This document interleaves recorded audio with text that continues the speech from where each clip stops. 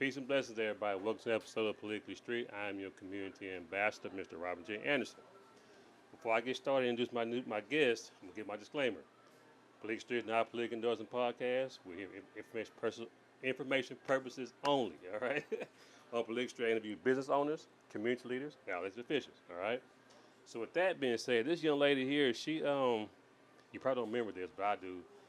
I met you at the Acres Home tree lighting in 2023, and when she walked up, man, her hair was kind of like blew out like a Diana Ross vibe.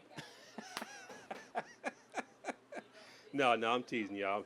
But she's she's usually behind the scenes. I've seen her work. I've seen how she's able to get people in that's kind of like that's not really seen, be more seen and get more comfortable with that. Ms.Sheba Roy.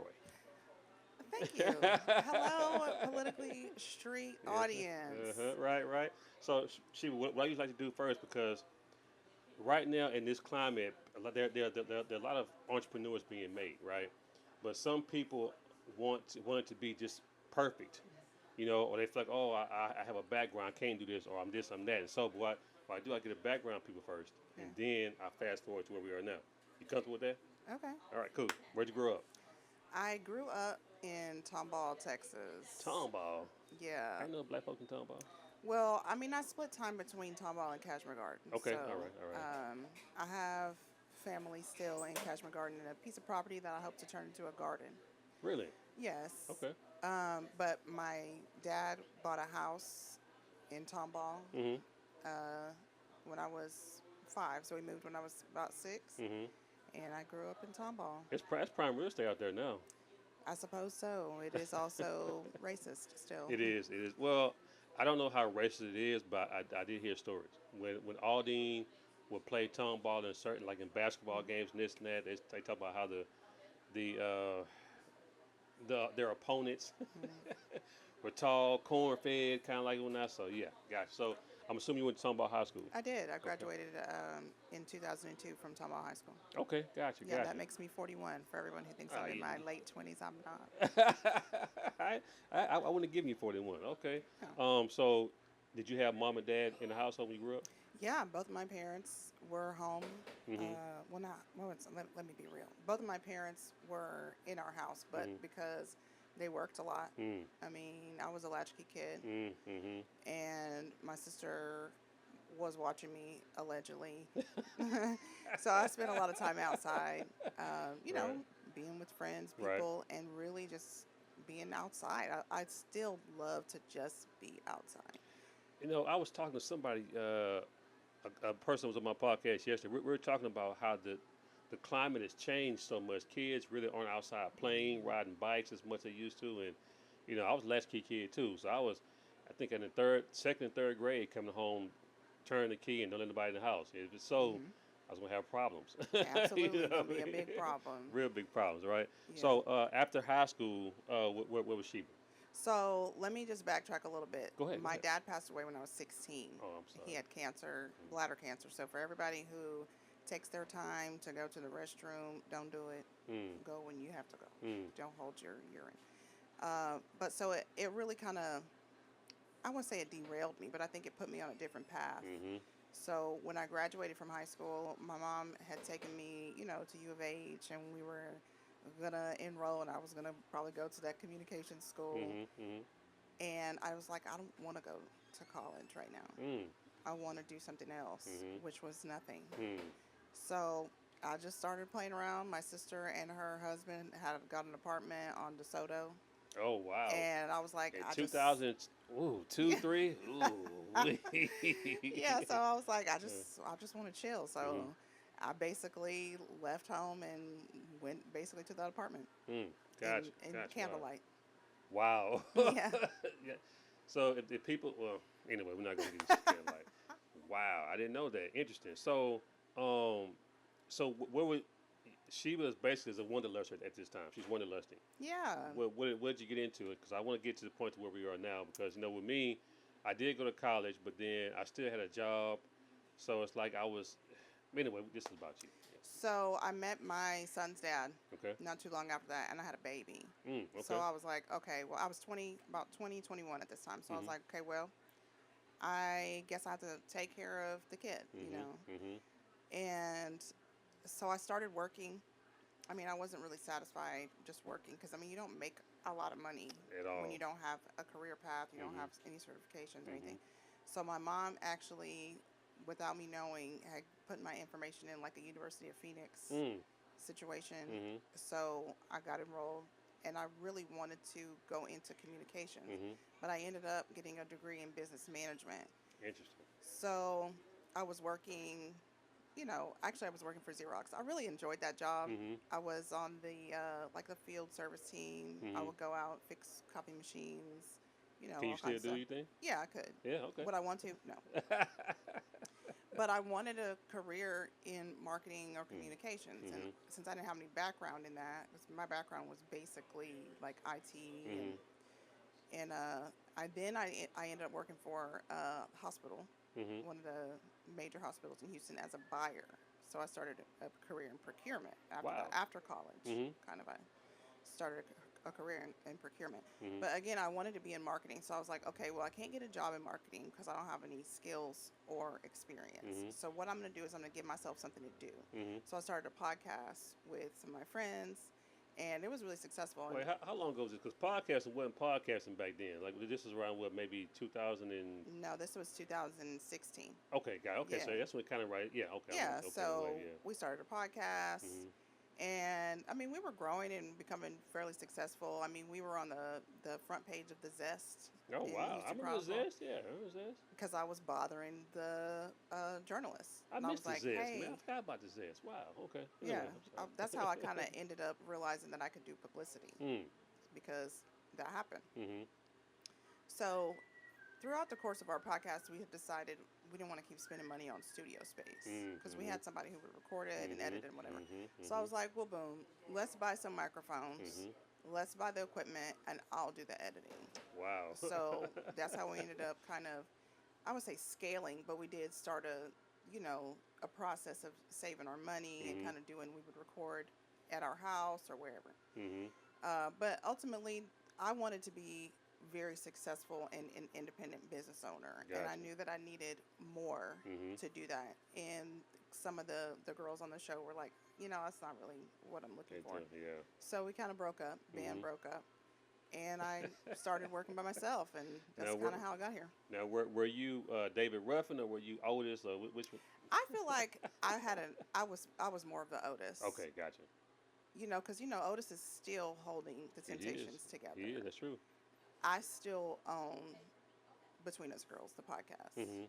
It's just defunct at this point. Mhm. If I wanted to resurrect it, I could. I was gonna say, I think you should, because this, I mean, how everything, the climate is going now, I think it'd be a good, I don't see you putting any kind of toxic content, you know what I mean? So, Yeah, we can't cuss on here, right? I mean, still speak your mind. Okay, so I had another show idea called Shit My Friends Say Okay. a few years ago, where I was just going to bring some girls together mhm. and just, talk. And I have equipment. Mhm. It's just who have the time, because I Yeah. spend a lot of my time inspiring others and Mhm. supporting them Mhm. in a PR role. Mhm. So, I think, at some point we'll get back to it, but for I right think now. you should. I think you should because see what you might know, but I'm watching. I pay attention to a lot. You know what I mean? And so they usually say the quiet person in the room is when you gotta watch out for. You know what I Oh, mean? And the loudest person, okay, but so I watch everything. You know what I mean? So not like in a bad way, because I know eventually that I'm gonna have to acquire your services or whatnot. So just a little, that's a plug, y'all. So so do you feel like I'm a quiet person in rooms? um, in a sense, Mm, right, when you need to be. yeah. That's what I mean. You know what I mean? So, cause like, in certain capacities, I've seen you like in certain meetings we've had, excuse me, and you had a question that I think probably everybody else wanted to ask, but they were too afraid to ask, and you asked it, Mm, and then ask, and then you sit back, yeah. and that's when it's kind of like the energy flows. That makes Yeah. sense. You know what I mean? So yeah. Yeah. That is Mhm. kind of how I like to operate, though, Mhm. because, as an intuitive person, and actually I had a career as a mystic. before I was like, Wait, okay, wait. okay. What's the mystic? Wait a minute. Wait a minute. I Wait, was what? into mysticism, Okay. tarot, crystals, Mhm. astrology. I still study astrology. Mhm. I Astrology is still got my important. cards. Astrology is important. So I pick up on what's not being said Mm. or energy. You know what I'm Mhm. saying? Mhm. Like I read what's not seen. If Check. it's unseen, Mhm. come You to me. see I'm it. your girl. Gotcha. So in certain meetings or rooms we're in, I'm already knowing what people really want to know, but Mhm. they just feel like, well, that would be stupid, Mhm. or they'll laugh at me. But I know how to ask it in a way that sounds intelligent, Gotcha. because we do need to know. I I mean, agree. I agree. like if it comes down to the city budget, like we don't know how to read the whole thing, Mhm. or we don't know where to find it. Mhm. So there's got to be a person that can say, hey, Yeah. where do we What's find this? it? Is right. Yeah, Right. like, Right. and I Right. don't mind being the person that looks crazy. Y'all, I can tell y'all some stories. But anyway, um, so when did you get the bug to actually just get out there and start your? I mean, I know you said you wanted to be an entrepreneur, but when did you say, you know what? Let me go ahead and start my own company as far as helping people with PR. So in 2018, I was still working at the hospital. Mhm. I had a really good job at the hospital. Actually, I was making a very, very beautiful amount of money. Mm. But my coworker that worked with me in my office died suddenly. Mm. So it kind of threw me. Mhm. And admittedly, I had like a nervous breakdown at the office Oh because I wow. was doing my job, her job. Mhm. And then, I mean, I didn't have any bereavement. Mm. Like, nobody was like, do you need to take some time Saying. off? Right. Right. It was like, hey, here's more work. Mhm. Sorry she died. That sucks. Here's more work. Wow. And at that time, I was like starting to study mysticism Mhm. and the law of attraction and things like that. So I was like, this is not what my life is like. Mm. This isn't my life. Mm. I know my life is better than this. Mhm. And I was trying to figure out, well, how do I actually change it? Mhm. So I had gone on a trip with some friends, and we went to Chicago, Shot Town. and I ran out of money. Oh wow. And they were like, don't worry about it. We got you. And I was like, this is never going to happen to me again. Mm. I need more money, but Mhm. I know I'm capped at my job. Mhm. So how can I make more money? So I sat and thought about it, and I was like, well, what do I do? People always do naturally, like with me. Mm. I know I'm good at talking. I know I'm good at podcasting. I know I'm good at media. But people always call me for advice or information or strategic planning, right? Interesting. So I was like, well, I'll just charge for that. Mhm. So that's where Creative AF Consulting was born. I just Creative was AF. like, Okay, gotcha. okay, well, I know I'm creative, and I know I'm creative and favored. That's Yeah, all. I was teasing about a shirt when she walked in. It says God's favorite, Yeah. and we had a little dialogue, behind the scenes and whatnot. But you want to care to discuss what we said? Yeah. Mm-hmm. I think everybody has the opportunity to be God's favorite, Check. but you have to believe Mm-hmm. that you're God's favorite in Mm-hmm. order for your life to feel like God is favoring you. Mm-hmm. If you feel like God hates you, because there's a lot of us who have church hurt and trauma surrounding our relationship Yeah. with God because we were told what that relationship needs to be like. Mm-hmm. In order for your relationship with God to feel good to you, it has to be one that is cultivated by you. Mm-hmm. So you have to find where God is for you. I know where God is. Mm. And I left the Catholic Church at 14. So I spent many years with no God and no faith. Mm. And my life hurt. Wow. I physically wanted to die. I mean, I had a very serious drinking problem, and I was miserable. Wow. The whole time I worked at the hospital, Mm-hmm. I was miserable. And I was like, maybe I'll just have a bad car accident and die. Because I was not confident enough to actually kill myself. Mm-hmm. So I just drank and drank and drank and drank. But I had an epiphany. After my friend died, I was like, I want to live, and I know my life can feel better than this. So what do I need to do? Well, the first thing I had to do was change the way I thought. So a lot of my thoughts were centered around, man, I just want to kill myself and get out of this. Wow. So one day I just really stopped myself, and I said, don't say that again. Mm-hmm. I am going to start saying, and this is me talking to myself, so I'm using different words. So I think I said, No, I get you it. should say, Right. I just want to love myself. Mm. And I started saying, I just want to love myself. Mm-hmm. And so I do. And, I can tell. Why you say it that way? No, I do. not in a bad way. No. I mean, I can. So, like I said, I see certain things. I read energy too. Mm-hmm. People, I'm still working on, but energy, you know what I mean. And so, but I can tell the way you carry yourself, like it's like a matter of fact. Like, no, this is who I am. I'm walking my truth, Mm-hmm. and you're not gonna sway who and what I feel and who I Mm-hmm. am or whatnot. So no, that's I mean, it's a compliment. Well, you know what, Rob? I created this person. Mm, Like I said, the version of myself that I mm-hmm, was drinking heavily, mm-hmm, miserable, struggling at work to feel good or mm, to make money and things like that. mm-hmm, So mm-hmm. I had to say, well, who do I want to be? Because that person lives the life that I want to live. Check. Because the life that I live right now, she don't live over here. Mm, She wouldn't be wow, doing this. wow. So I had to frame out who I wanted to be, Mm-hmm. and then I could live the life that I wanted to live. Gotcha. Because everyone's like, oh, wow, I believe I can create a new reality, but you got to change Change you. to you. That's right. Like, it Mm-hmm. starts with you Mm-hmm. changing you, and that begins in the mind. Mine. That's right. So, Yep. like, even if it's down to writing out how you want to be, Mm-hmm. I am this, Mm-hmm. I am this, I Mm-hmm. am that, and then you repeat that because you have to brainwash yourself to believe That's you're true. the person that you're writing out on paper. That's true. You gotta see it Like, first. I have in my wallet right now a new affirmation of self. Mm. Even though I've got here, I got somewhere else I'm going. Right. Check. So this version of myself that y'all see right now, she's remarkable. We love her, Mm. magnificent. Mm-hmm. But I have more to do. I see it. Thank you, Rob. I do. Right. So you said something about jobs, and I think a lot of people feel the same way about, like, to me, I don't really feel like we were put here to work for somebody else and to pay all these bills, and that's when you become miserable, and that energy, it engulfs you. You know what I mean? You become just that routine of just getting up and getting in the car, driving to work, sitting down, clocking in, this and diffusing their job. You know, and so I agree with you. Oh yeah, Mm-hmm. but that's just one of the hardest things because that was not easy for me. Mm. Like, it wasn't easy to create a business that, like I was telling you when I came in, well, we've lost a client. Oh Mm-hmm. well, there are more clients. Mm-hmm. There's a lot more out there, right? But that's not easy. Even getting to the point where you're okay with losing something. Mm. Like, you have Mm-hmm. to experience loss Mm. and Oh my then gosh. experience somebody new or something new coming in Coming to in. fill that space Yep. for you to be like, that's not it for us. Yep. You know, Yep. we still have work to do, you Mm-hmm. know. Mm-hmm. But I think even being an entrepreneur, that also just begins with a mindset It shift does. It does. because you have to be your own salesperson. Mm. You have to be your own accounts receivables. Yep. You have to be your own accounts payables. You Yep. got to be your own marketing and your Marketing. own PR Yep. until you can find somebody Yep. to do it for Yep. you. That's right. Or you can pay somebody to do it for you. Mm-hmm. And I mean, let's be real, most of us don't start with any capital, That's true. you know. So it's like, what are you willing to sacrifice to become the person that Mm. does it?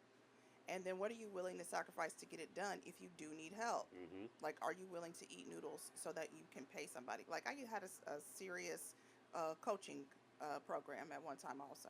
You should bring it back because that's needed. I know, real talk, because so first of all, like, I think the people who you would target would be these people inside here in the barber Mm-hmm. college, because you can have a license, a barber's license, but like you said, you got to market yourself. You Mm-hmm. got to do all these things. You know, accountancy, we got to bring it.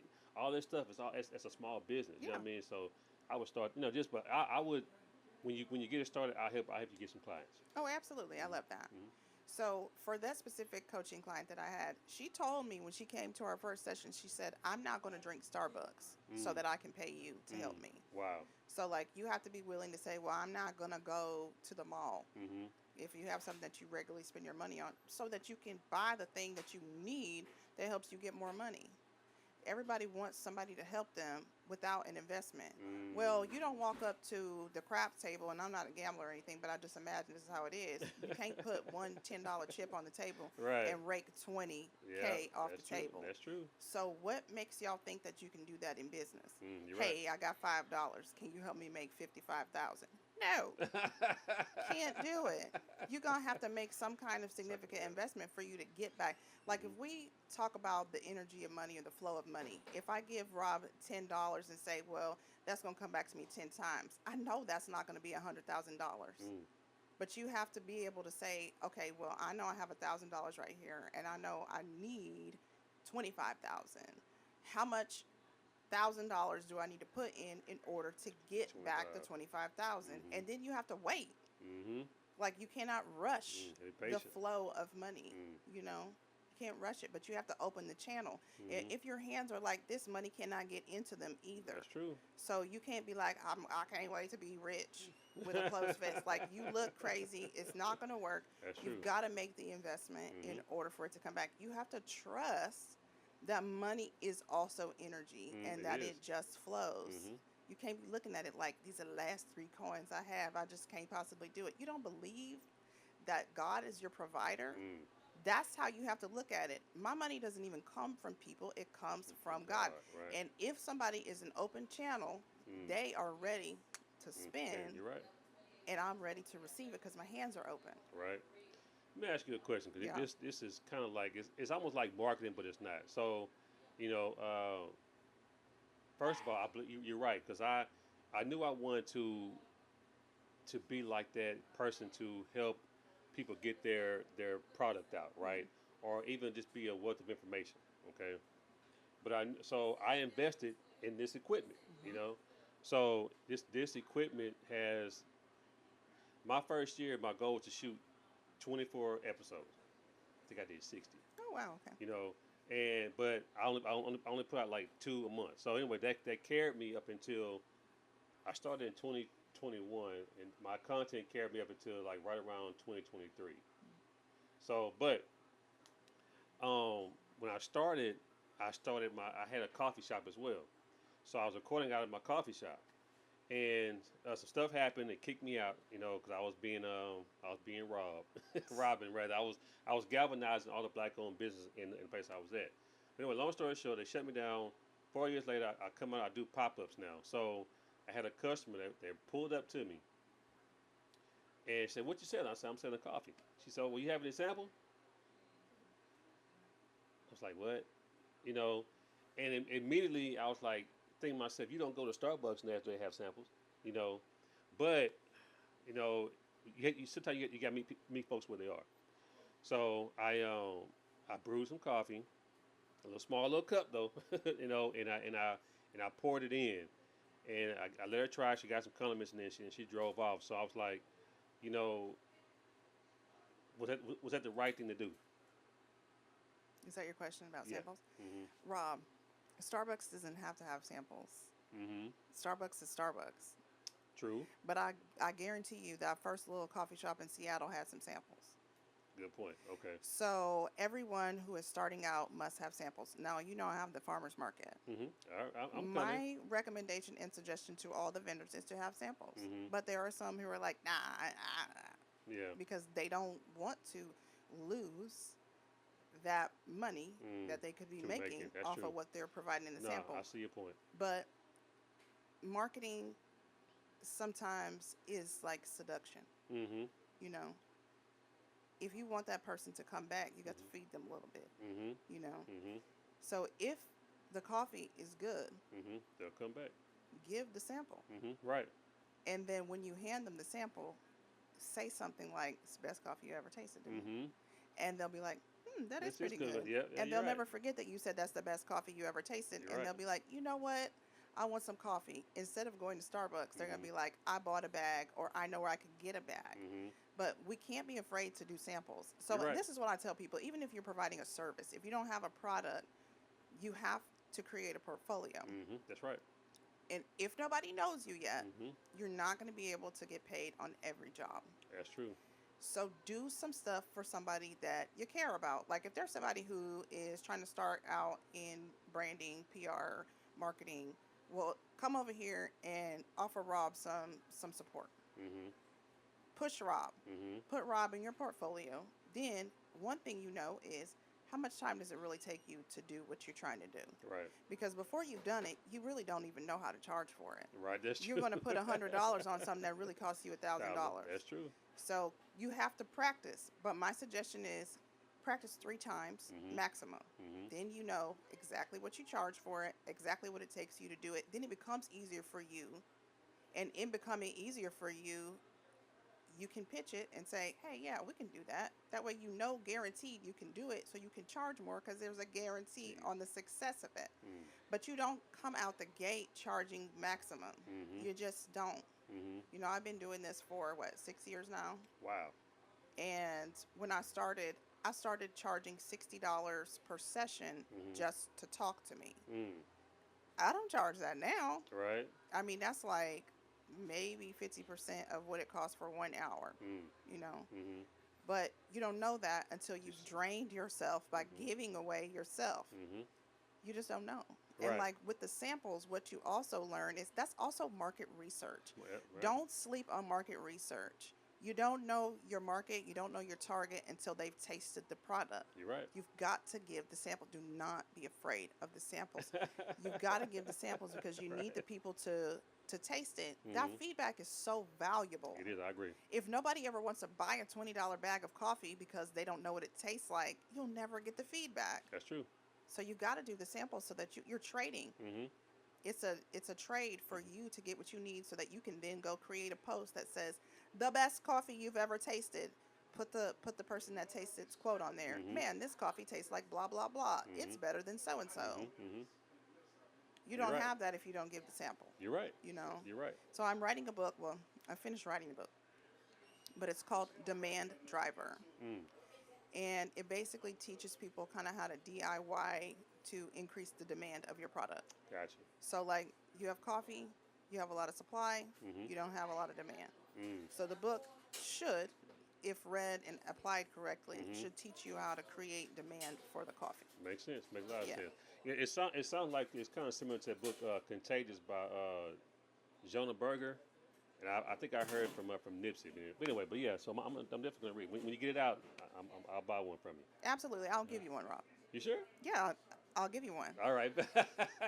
You said I came full circle, y'all? Yeah, like I'm okay with giving it to you, seeing if you can apply any of the principles to your brand. Gotcha. Because if you can't do it, then I need to go back to the book and I need to fix it. You know what I mean? I know exactly what you mean. Because I'm trying to provide something that people can use instead of having to pay me if they can't. Because I know when you're just starting out in business, you don't have the capital. You probably can't come sit and talk to me for hours and hours or have me apply or create a strategy for you and then have me apply it. But I still want you to be able to do it. But I'm not going to take myself back to the beginning to give it to you because I got over here. So since I'm over here, let me throw you back a line, you know. That makes sense. Make a lot of sense, man. And I'm surprised you haven't written a book earlier. I mean, as much as you've experienced. I think I just work a lot. Yeah. You know. Yeah. And I mean, I don't want to say that's an excuse, but when you're building, you are in the business. You know, so I'm kind of at this point, I'm removing myself from inside of the work to more of a managerial That makes sense. space. That makes sense. Yeah. So I have some people who help me on specific projects, and that's not easy either, because it's like managing people. Yeah, but Yes. then you're also looking at it like, well, I built this, so now what do I do? Because I was doing all those jobs, now these people are doing those jobs, so what do I do? And the answer to that is you go do something else. Go do the thing that you haven't been able to do. You know. Gotcha. You have any travel plans, like abroad? Not really. I mean, I actually can't find my passport. I need to find it. It's been so long. I just recently went to Atlanta. Okay. I like Atlanta. Yeah. But before then, it was like probably 3 years. Not 3 years, maybe 2, since I had been anywhere, because I just work. Literally since 2023, I probably worked every day to grow this. Wow. Yeah, because even though I started in 2019, remember I had this stint where I was like, who wants me to read their cards, read the charts? And that actually, while it helped me, I needed to do that because I really started doing that so I could know myself. But once I was like, oh, hey, this really helped me, I can show it to somebody else. It was also me escaping my work, which is the PR work, because that's what I started the business to do.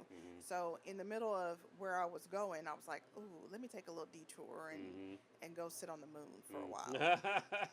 And I did that, but like, you got to come back to earth. You know. So I just worked since February 2023. I made a promise to myself to create a new network of people who trusted, valued, and spent with me. And so that's what I did. Wow, that's an amazing story. Yes. Amazing. Wow.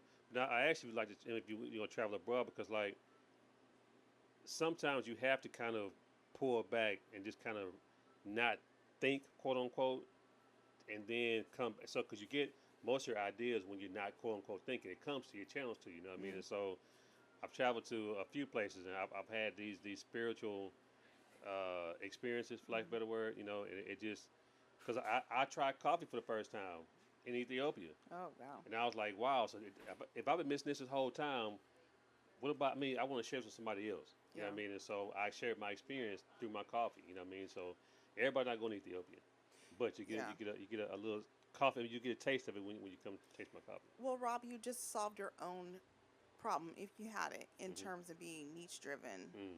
or having a unique differentiator, which is one of the chapters in this book. Mm-hmm. You're bringing Ethiopia to us. That's right. You know, you're allowing us to experience that. So, like, what's the name of the coffee brand? Politically Street. Coffee? Yep. No way. Yep. Okay. Mm-hmm. So, Politically Street Coffee Mm-hmm. brings Ethiopia to you. That's right. All right. But that's really Yeah. dope. If her eyes can tell me, y'all, her eyes are telling the whole story. Y'all. Anyway, go ahead. I let her finish. You know what I mean? So. Boy, I got an email for Rob. Uh-oh. It's in my head right now. It's Uh-huh. already my brain is like Chat GPT screens. Uh-huh. So I'm like, but yeah. So I went to Jamaica. Actually, I went to Mexico before I decided that I needed to build this network, right? Mm-hmm. Mm-hmm.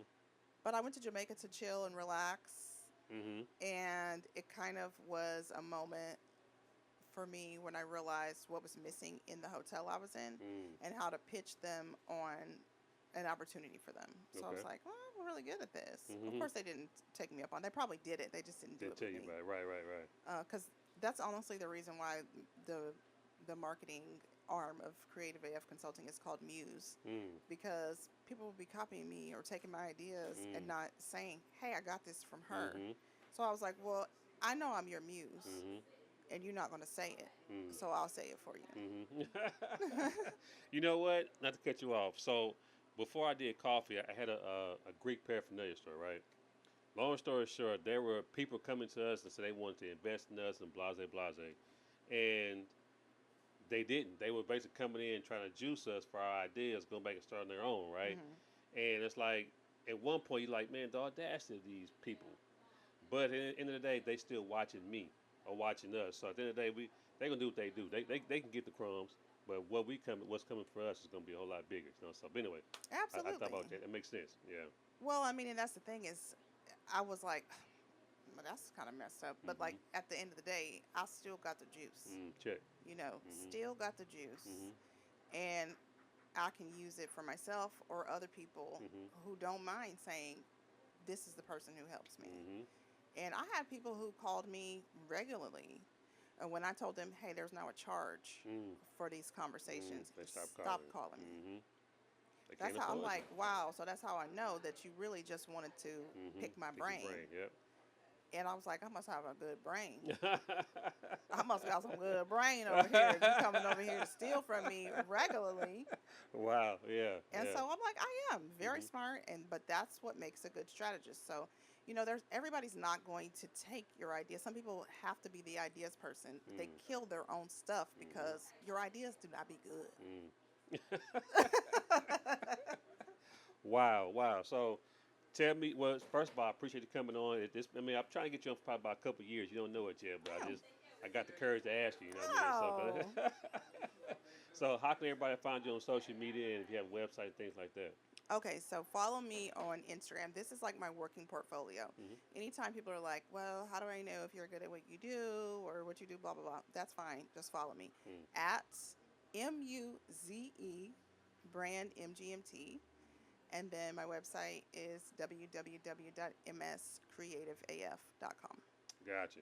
And I'm not just saying this because she's sitting there, y'all, because and she's not going to tell you, but I'll tell you this. So I was running for a position last year, and she sat me down and basically within 10 and a half minutes showed me how I can literally run my campaign off of certain things. And I was like, wait a minute. So I knew then she's the real deal. She really is. I mean, so that was like I was impressed. I really was. That's why I said, you know what, when I'm around Sheba, I'm just gonna sit back and just watch. You know what I mean? So, but no, but definitely, when I don't drink Starbucks, but what's my guilty pleasure? I don't really have a guilty pleasure, so I got to figure out how I can afford you, and then have you after this email I get about Polygamy Straight on. It's branded. It's trademarked. You know what I mean? So, but anyway, we'll talk about that. Hey, y'all, make sure and go to my website, polygstreet.com. I'm like, this cold coffee. Go to my website. I'm on Instagram, YouTube, TikTok, Facebook, at Polygamy Street. Hey, man, I appreciate everybody supporting me. Y'all, make sure you go check out Ms.Sheba. Just give me a look, y'all. So when I get off the camera, she's going to hit me over the head. But I'm ready for it, all right? So until next time, y'all. Peace.